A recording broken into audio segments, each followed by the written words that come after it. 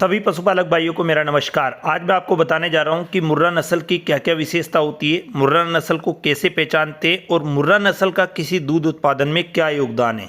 देखिए, इस नस्ल का जो रंग होता है वो गहरा काला होता है। देखो, आप यहाँ पे देख रहे होंगे, पूरा गहरा काला होता है। ये भी एक इसका ब्लैक, जेट ब्लैक कलर जिसको बोलते हैं। दूसरा सबसे इम्पोर्टेंट और सबसे ज़्यादा लोग उसी के बारे में जानते हैं, इसके जो सींग होते हैं वो बिल्कुल जलेबी आकार के होते हैं। देखिए, यहाँ आप देख पा रहे होंगे, बिल्कुल यहीं के यही सींग घूम जाते हैं, जैसे ऐसे कैसे यहाँ पे घूम जाते हैं। कई बार इसके अंदर ये समस्या भी हो जाती है कि जो सींग होते हैं ये दूसरे वाले सींग अंदर घुसने लग जाते हैं, तो इसमें डिओर्निंग की जाती है, यानी सींग काटा जाता है। तो दो सबसे प्रमुख विशेषता तो हो गई कि इसके शरीर का जो रंग होता है वो गहरा काला होता है, सींग जो होते हैं इसके जलेबी आकार के होते हैं। अब आते हैं अपन इसके दूध उत्पादन पर।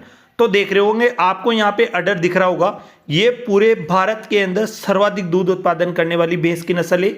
इस नस्ल के दूध में 60% वसा पाई जाती है। देखो, यहाँ पे आप इस फोटो में देख पा रहे होंगे कि इस नस्ल के जो सींग है, न तो ये मुर्रा के न ये सूरती के, ये दोनों में मिक्स है। यानी कि जब अपन देखो, कई बार ऐसा देखा जाता है कि जैसे मान लो अपने पास कोई मुर्रा भैंस है, अगर उस मुर्रा भैंस का अपन संभोग करवाते किसी सांड से, अगर सांड अच्छी गुणवत्ता का नहीं है, मुर्रा नहीं है, तो माना उसका जो क्रॉस कराते हैं तो उसके बाद जो नस्ल पैदा होती है तो वो प्योर जलेबी आकार के सींग वाली तो हो नहीं सकती, तो वो ऐसी नस्ल पैदा होती है।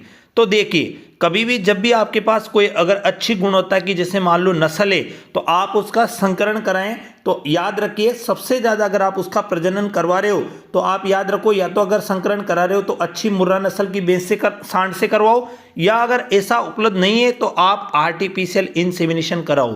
क्योंकि किसी भी नस्ल को सुधारने में कृत्रिम गर्भाधान का 100% योगदान है। क्योंकि अगर माना किसी अच्छी नस्ल की मुर्रा भैंस का संकरण आपने किसी अच्छी नस्ल के सांड से नहीं करवाया तो नस्ल पूरी तरीके से बिगड़ जाएगी, उसका दूध उत्पादन डाउन हो जाएगा।